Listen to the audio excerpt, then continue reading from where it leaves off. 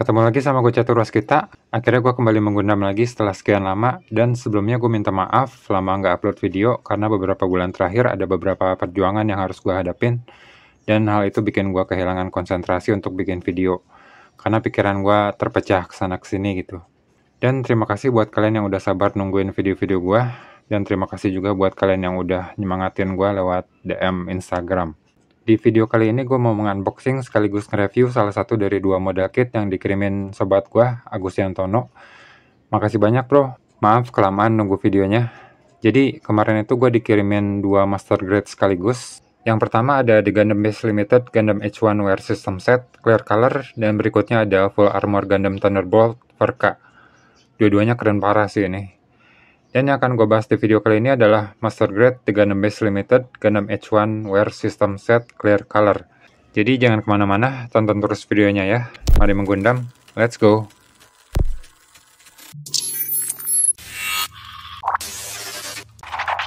Kita mulai dari boxnya. Jadi ini adalah sebuah model kit Master Grade Gundam H1 yang dilengkapi dengan beberapa aksesoris untuk merubah Gundam H1 tersebut jadi Gundam H1 Titus dan Gundam H1 Spellow. Di sini ada gambarnya. Tapi gue bingung kenapa di sini gambarnya ini dibikin gelap ya. Sedangkan di sini gambarnya itu dibikin terang banget gitu. Kenapa nggak dibikin pop up sekalian gitu? Dibikin terang sekalian gitu sama kayak yang di sininya. Terus di sini ada namanya The Gundam Base Limited Gundam H1 Wear System Set Clear Color.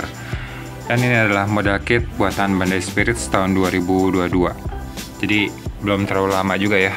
Dan ini bagian bawahnya, di sini ada logo Gundam Base Limited, dan di sini ada Gundam H1 normal yang bisa dirubah jadi Gundam H1 Spellow dan Gundam H1 Titus. Dan di bawahnya ini ada Gundam H1 normal dalam penampilan dari atas. Di sini ada Gundam H1 Spellow, di sini ada Gundam H1 normal, dan di sini ada Gundam H1 Titus.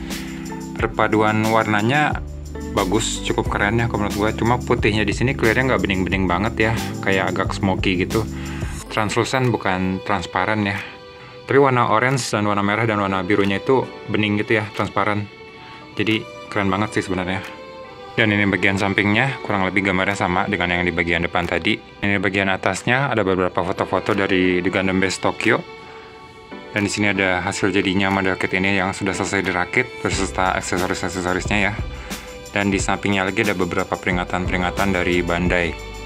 Di dalamnya kita dapat 11 bungkus plastik runner yang isinya gede-gede, banyak banget. Dan 3 manual book kayak gini. Dan 1 instruksi tambahan kayak gini. Kalau kita lihat di sini, semua model kit ini dibuat tahun 2012, tapi kalau di boxnya tadi, yang versi Clear Wear System Set itu dibikin tahun 2022. Jadi sebenarnya ini bukan model kit yang baru, tapi udah cukup lama juga ya. Ini adalah manual book dari Gundam H1, gambar Gundam H-nya lagi action pose gini, lagi nembak, keren banget dengan background peperangan gitu ya. Di sini ada G-Axis, dan di sini gue nggak tahu namanya apa. Sebenarnya gue belum pernah nonton sama sekali anime seriesnya, dan ini juga baru pertama kali gue ngerakit model kit dari seri Gundam H ya. Jadi sorry kalau gue belum tahu banyak tentang Gundam H. Di dalamnya ada keterangan kayak gini, dan ada artwork yang keren banget di sini. Ada line art di sini, dan juga ada kayak gambar kayak gini ya, keren banget. Sayangnya di sini keterangannya dalam bahasa Jepang ya. Tapi kalau kalian mau sih tinggal di-translate aja pakai Google Translate di handphone kalian. Di bagian sini ada keterangan dalam bahasa Jepang, tapi kalau kita lihat dari gambarnya sih, ini tuh dry transfer decal ya, bukan water slide decal. Jadi harus ditempel kayak gini, terus digosok-gosok di bagian luarnya, baru gambarnya itu nempel gitu. Sama kayak kit-kit zaman dulu, kebanyakan pakai dry transfer, bukan pakai water slide decal. Di halaman berikutnya ada part list kayak gini, untuk ngecek kelengkapan runner.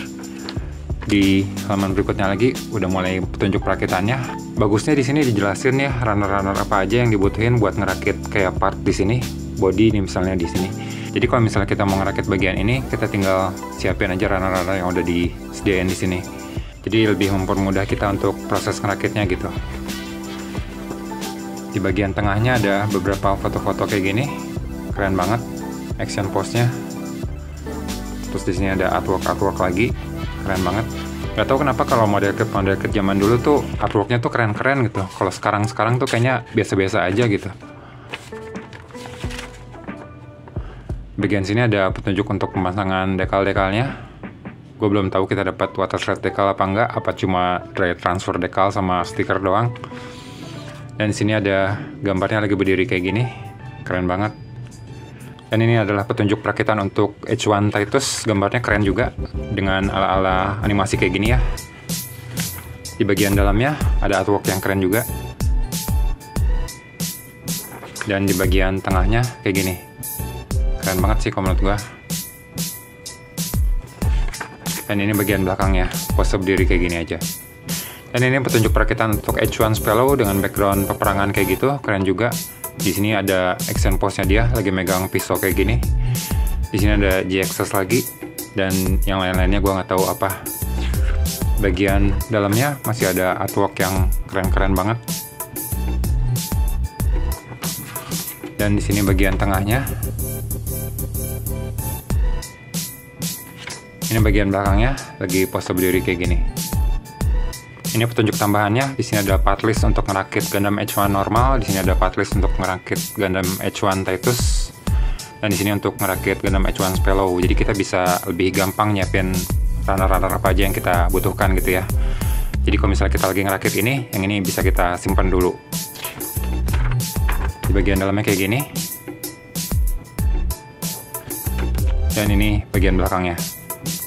Total runner yang kita dapat di sini banyak banget, ada 29 runner semuanya, terutama di bagian inner frame-nya banyak banget.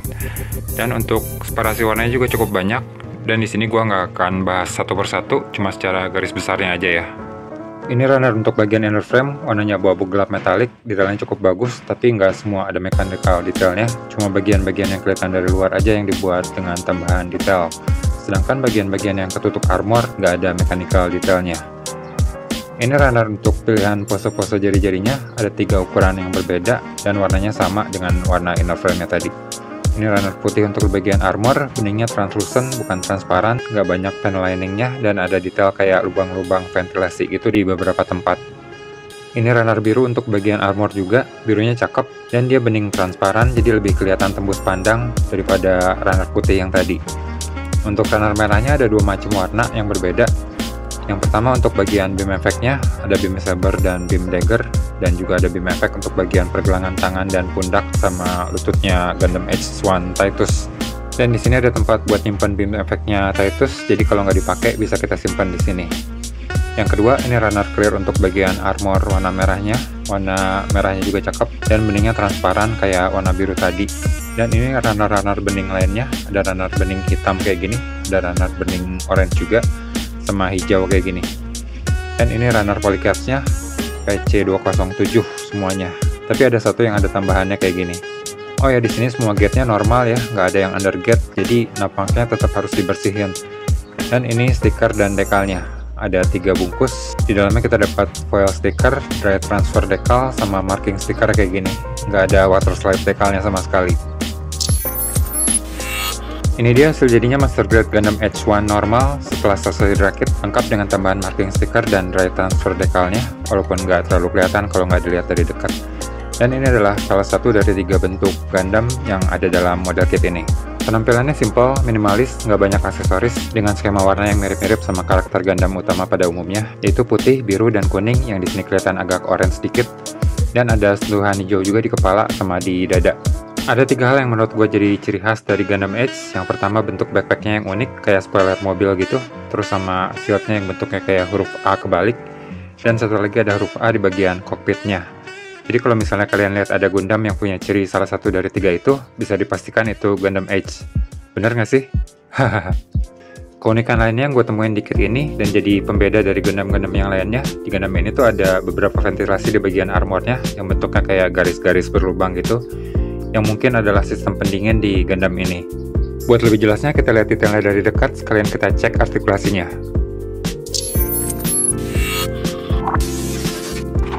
Kita mulai dari bagian kepala, dia punya desain yang agak beda dari Gundam-Gundam yang lainnya. Kalau Gundam yang lainnya tuh pipinnya nyatu gitu, sedangkan kalau di sini misah gitu ya di kanan dan di kiri. Dan bagian kamera depannya juga beda. Di sini dia kamera depannya itu manjang dari samping sini ke samping sini. Dan bagian mata dan kamera depan sini sebenarnya clear part warna hijau ya, cuma gua kasih stiker. Dan ada 2 pilihan stiker sebenarnya, ada pilihan stiker yang kayak gini juga yang dipasangin di belakang clear part warna hijaunya, tapi gua pilih pakai yang ini karena bagian belakangnya sini nggak ada clear part hijau ya, jadi harus dipasangin stiker warna hijau. Jadi aneh aja gitu kalau di belakangnya stiker, sedangkan di depannya clear part. Jadi biar seragam gue pakein stiker semuanya. Bagian sini ada detail warna abu-abu kayak gini.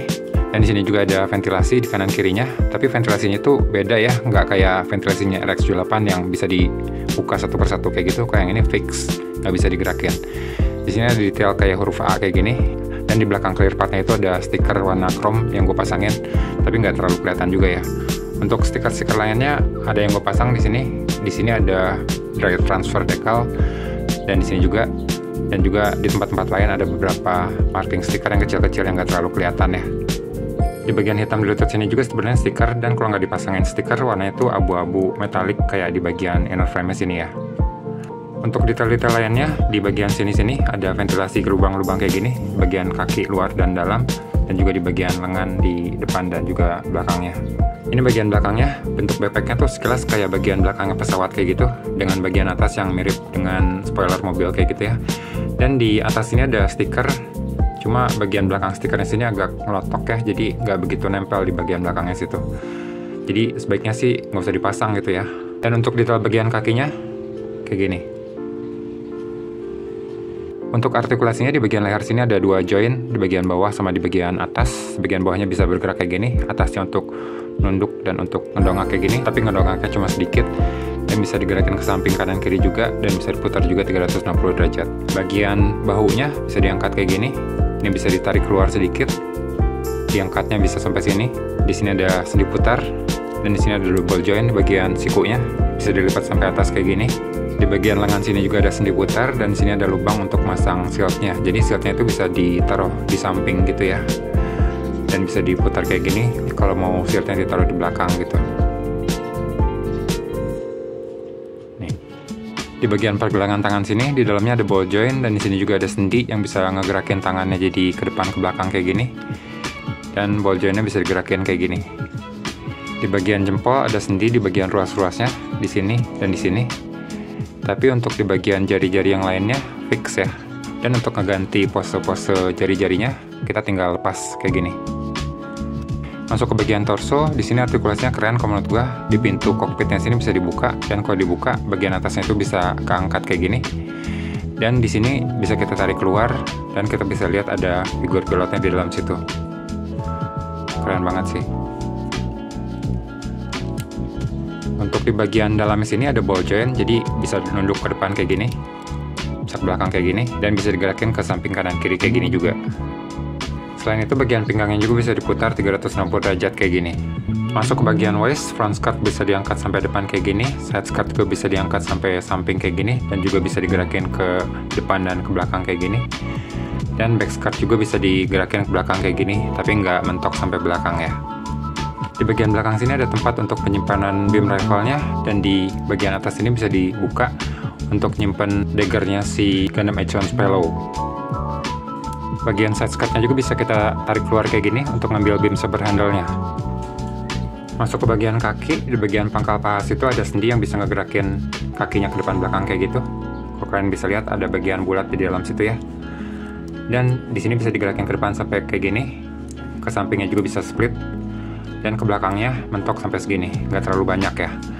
Di bagian sini ada sendi putar, di lututnya ada double joint, bisa digerakin sampai belakang kayak gini. Dan di sini ada separasi armor di bagian lututnya sini. Di bagian ankle-nya ada ball joint di bagian bawah dan di bagian atas, bisa digerakin berputar kayak gini. Dan ke depannya sini ada sendi juga, jadi kakinya bisa dilipat kayak gini, dan ke belakangnya bisa digerakin kayak gini. Di bagian ankle armor bisa digerakin ke atas ke bawah kayak gini, dan bisa digerakin ke samping kanan kiri kayak gini juga. Dengan semua artikulasi tadi, Master Grade Gundam H1 ini cukup bisa dibikin pose-pose yang ekstrim, walaupun ini adalah kit yang udah cukup lama. Masih worth it lah untuk kalian yang suka pose-posein Gunpla kalian. Dan keseruannya nggak cuma berhenti di situ aja, berhubung ini adalah wear system set, jadi bisa dipastikan aksesorisnya banyak banget. Karena kita bisa ngerubah kit ini jadi Gundam H1 Spello dan Gundam H1 Titus, termasuk dengan persenjataan yang mereka punya. Pertama, ini adalah rifle milik Gundam H1 normal dengan bentuk yang keren dilihat dari segala sisi. Bagian depannya bisa diputar kayak gini. Di sini ada handle yang bisa dibuka untuk dipegang di tangan kiri. Bagian handle yang ini juga bisa digerakin ke depan ke belakang kayak gini. Di belakangnya ada magazine yang bisa dicopot. Dan di samping sini ada pack yang bisa ditarik keluar untuk nyimpan rifle ini di back skirt-nya. Di bagian scope-nya ada 2 clear part hijau kayak gini. Untuk masang ke tangannya, ada part jari-jari dalam pose narik pelatuk, tinggal dipasang ke bagian handle-nya, lepas pose jari yang ada di tangannya, dan pasang jari yang megang senjata tadi kayak gini. Setelah itu tinggal dipasang bagian bawah handle-nya ke tangannya Gundam ini. Agak tricky sih, tapi kalau udah dipasang dia solid banget, gak gampang copot. Ini adalah shield untuk Gundam H1 normal, bentuknya juga keren. Ada accent biru yang bentuknya kayak huruf A kebalik. Di sini juga udah gue pasang ray transfer dekalnya, bagian dalamnya kayak gini dengan desain yang juga cakep. Dan artikulasinya cuma di sini aja untuk kita pasang ke lubang yang ada di tangannya. Kayak gini. Berikutnya kita punya beam effect part untuk Gundam H1 normal, terus ada bagian-bagian untuk merubah jadi Gundam H1 Spellow, yaitu kaki, tangan, pundak, bagian waist, dan juga dagger. Berikutnya ada bagian-bagian untuk Gundam H1 Titus, lengkap dengan clear effect partnya. Kita juga dapat banyak banget parts untuk pose jari-jarinya, 4 figur pilot tambahan dalam pose berdiri, dan 2 dalam posisi duduk. Jadi kita dapat 7 figur pilot, termasuk yang udah ada di dalam cockpit. Dan juga ada konektor untuk stand base kayak gini. Untuk merubah Gundam H1 normal ini ke Gundam H1 Spellow, kita lepasin dulu bagian tangan dan kakinya Gundam H1 normal, terus kita lepasin bagian waist-nya. Berikutnya kita pasang bagian waist-nya Gundam H1 Spellow, seperti yang ada di kertas petunjuk tambahan, sambungin bagian back skirt-nya, dan diulang lagi di bagian sebelahnya kayak gini. Sebenarnya ada cara yang lebih gampang buat melepas kakinya Gundam H1 ini, tinggal ditarik aja bagian sendi pahanya ke bawah kayak gini, jadinya nggak perlu dilepas ke arah samping. Setelah itu kita pasang bagian kakinya dua-duanya, terus pasang pundaknya ke bagian lengan, terus dipasang tangannya kayak gini. Beres. Nah, ini dia hasil jadinya. Kelihatan jauh lebih ramping daripada Gundam H1 normal dengan warna yang dominan biru. Warna yang agak jarang untuk sebuah Gundam, tapi tetap kelihatan keren ya. Di sini gue pasangin jari tangan kanan dalam pose 2 jari nunjuk, jadi bisa diposein hormat kasual kayak gini. Keren ya. Ini juga pose jari yang jarang kita temuin di gunpla-gunpla lainnya. Ada beberapa gimmick tambahan yang kita dapat di Gundam ini, antara lain bagian shoulder armornya bisa digerakin keluar kayak gini, dengan bagian bawah bisa dibuka juga kayak gini. Dan ada persenjataan tambahan yang tersembunyi di bagian lututnya. Selain itu ada 2 thruster tambahan di paha belakang, dan telapak kaki bagian depan bisa digerakin kayak gini. Selain itu bagian back skirt-nya sekarang bisa kita pakai buat nyimpen daggernya kayak gini. Secara desain Gundam H1 Spellow ini juga menarik, badannya lebih ramping dari Gundam-Gundam pada umumnya, dengan perpaduan warna yang jarang kita temuin juga untuk sebuah Gundam. Persenjataan utamanya juga cuma daggernya aja, yang di sini namanya Shiguru Blade, tanpa ada rifle dan shield. Tapi tetap kelihatan menarik walaupun minimalis gini aja. Dan untuk artikulasinya juga masih cukup oke, gak jauh beda dari Gundam H1 normal, dan karena dia ini ramping, jadi bisa dipose-posein yang ekstrim juga. Cuman ada satu kelemahan aja sih yang gue temuin di Gundam ini, blade-nya itu agak longgar kalau dipegang di tangan, jadi harus dijepit sedikit pakai jempolnya. Dan kalau udah dijepit pakai jempol, lumayan nahan sih, jadi nggak gampang jatuh lagi. Next, untuk merubah Gundam ini jadi Gundam H1 Titus, caranya kurang lebih sama dengan yang tadi. Kita lepas bagian lengan, kaki, dan juga side skirt-nya, dan back skirt-nya juga. Dan di sini ada bagian tambahan yang harus kita ganti, yaitu part warna biru yang ada di atas ini. Kita ganti dengan part merah clear yang bentuknya sama, kayak gini. Dan ini dia penampilannya setelah diganti. Setelah itu, pasang semua part body dari H1 Titus, dimulai dari side skirt-nya, hubungin bagian back skirt-nya di kanan dan kiri, pasang kakinya sampai benar-benar klik, tapi harus tetap hati-hati ya, karena kalau belum klik bisa ada gap kayak gini. Setelah kedua kakinya udah klik, pasang bagian tangan kanan dan kiri, beres. Gundam H1 Spellow yang tadinya berwarna biru dan langsing, sekarang jadi gemuk berotot kayak gini dengan warna yang dominan merah. Dan apakah dengan bentuk yang bulky kayak gini dia tetap punya artikulasi yang menarik? Walaupun bagian shoulder armor yang bulat ini punya pergerakan yang terbatas, tapi untuk sendi-sendi yang lainnya dia tetap punya artikulasi yang luas. Nggak jauh beda dari 2 bentuk Gundam H sebelumnya, cukup bisa dipose-posein yang agak-agak susah kayak gini. Ya walaupun nggak seluas 2 Gundam sebelumnya ya, tapi tetap worth it kok buat dipajang. Apalagi dalam versi Gundam Base Limited Clear Color kayak gini. Yang pasti nggak semua orang punya ya. Haha. Ada satu kelemahan di bentuk Gundam H1 Titus ini, yaitu di bagian selangkangannya, kakinya nggak bisa rapat karena kehalang sama armor warna merah di pahanya sini, jadi posisi berdirinya jadi agak ngangkang kayak gini. Tapi cocok sih sama proporsi badannya yang bulky, gemuk, berotot, jadi kelihatan gagah gitu. Dan pastinya tetap oke kok dipajang dalam pose berdiri. Secara desain Gundam H1 Titus ini punya bentuk yang paling gagah menurut gua.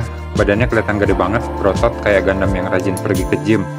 Bukan gym yang ini nih. Nah, dan penampilannya jadi tambah keren kalau udah dipasangin semua aksesorisnya kayak gini.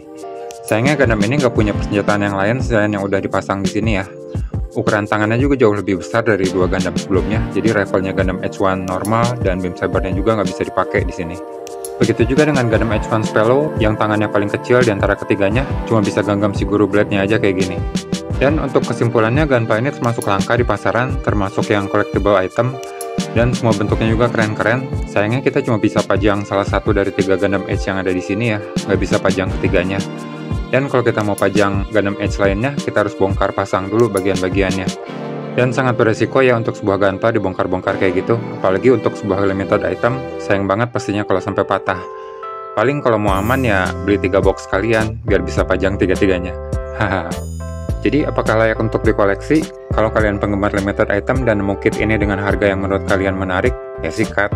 Dan kalau kalian suka ngotak-ngatik Gunpla kalian, ini cocok banget sih. Tapi buat kalian yang termasuk kolektor yang setelah ngerakit lalu dipajang di rak display kalian sampai akhir zaman, ya perlu dipikirin lagi sebelum kalian beli.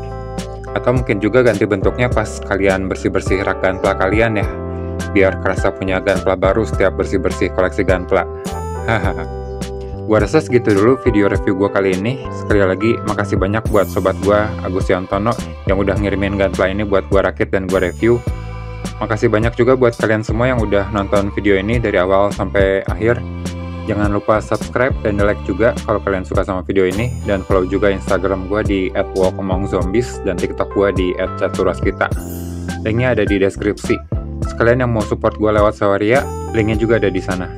Oke, sekali lagi terima kasih dan akhir kata, mari menggundam. Bye-bye.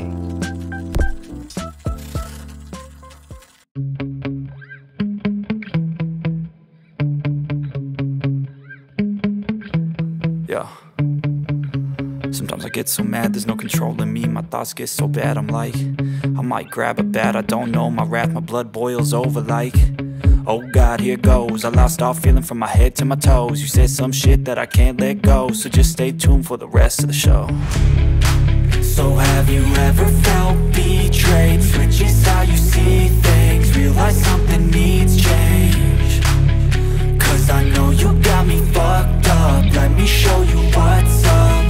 Cause enough is enough. I'll take a face full of pavement just to make a statement. I know there's no turning back. Oh God, adrenaline wasted, so mad I can taste it. I know there's no turning back. I'll do what it takes, I ain't making mistakes like that. I'll play it on your face to make you go take it back. I'll lose my shit, I go crazy when I'm mad. And now you go wish you would shut the fuck up real bad.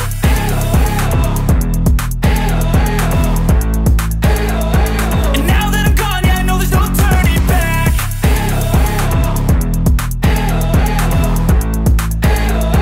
And now that I'm gone, yeah, I know there's no turning back. I don't fucking take smoke, I'ma poke a hole through you, choking's overdue. Come at me and you won't get any older, dude. Crack your holder too. Heating up inside of me, blood so violently. Thanks for trying me. Now it's finally time to see how this rivalry becomes a dynasty.